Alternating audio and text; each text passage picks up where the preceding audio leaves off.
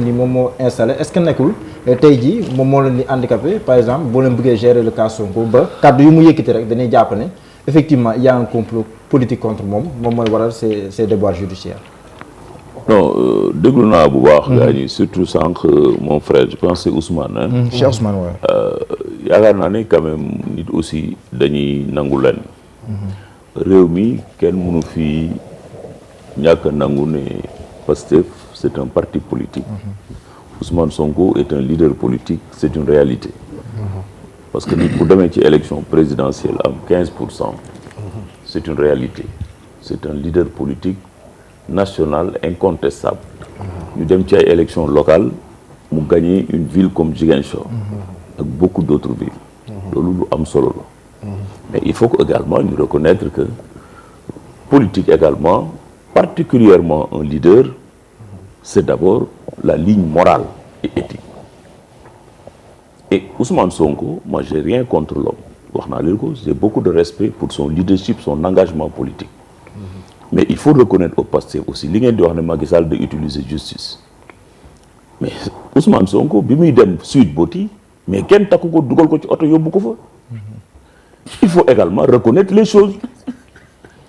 Ousmane Sonko a péché.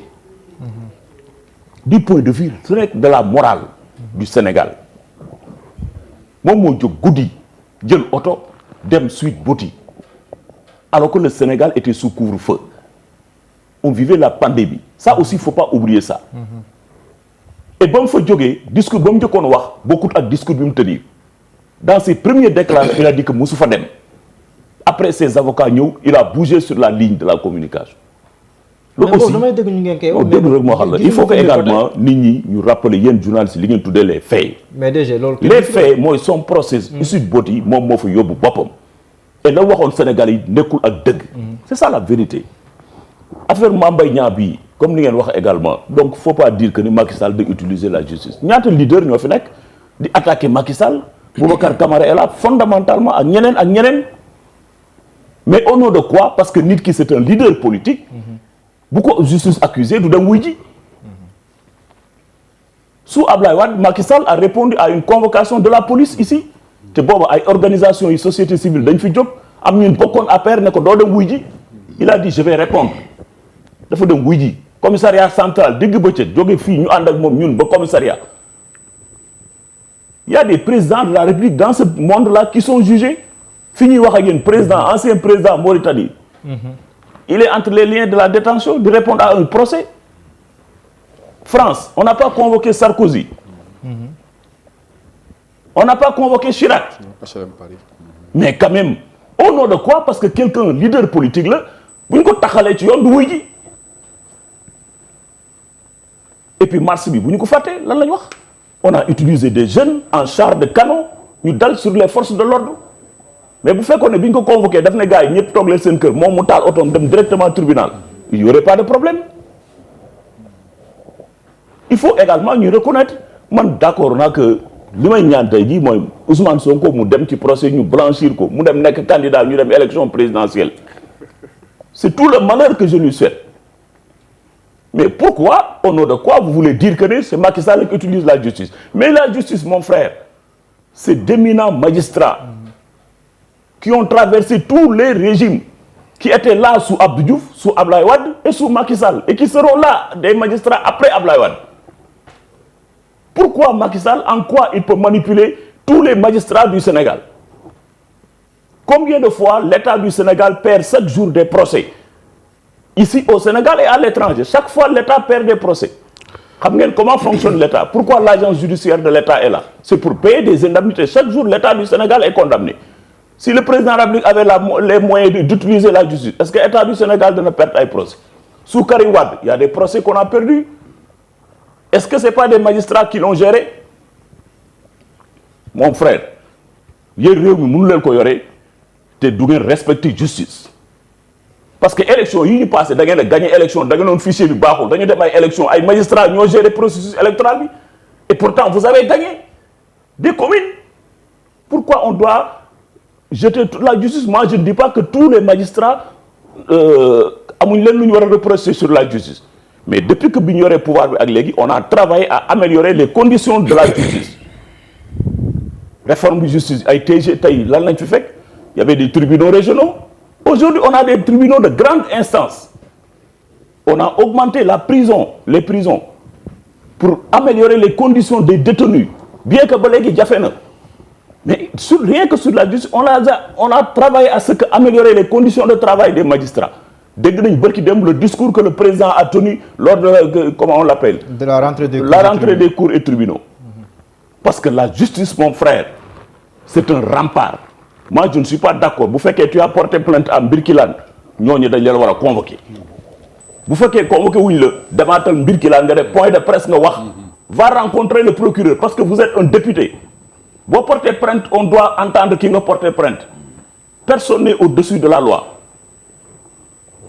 mais il faut également qu'on respecte la République et ceux qui l'incarnent et ñi incarner la République c'est d'abord les magistrats aussi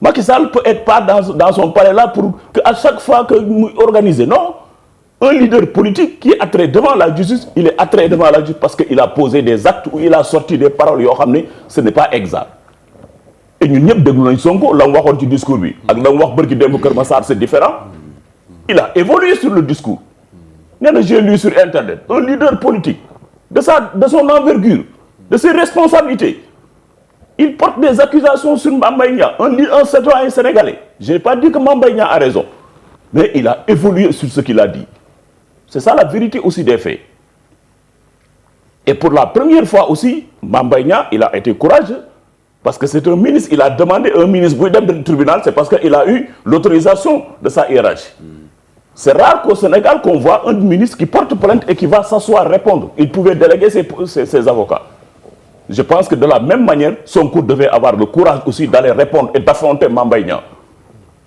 c'est ça la vérité et jàpp naa ne le 16 il peut pas ne pas répondre parce que il y va de sa crédibilité lui-même en tant que leader politique c'est ça les faits mon frère réew mi bu ñu amul justice bu dëgër bu ñu respecté wul justice le pays va s'écrouler et ce qui incarne l'État nag actuellement c'est Macky Sall et c'est notre gouvernement ñun ñoo war a veiller à ce que la République et les lois soient respectées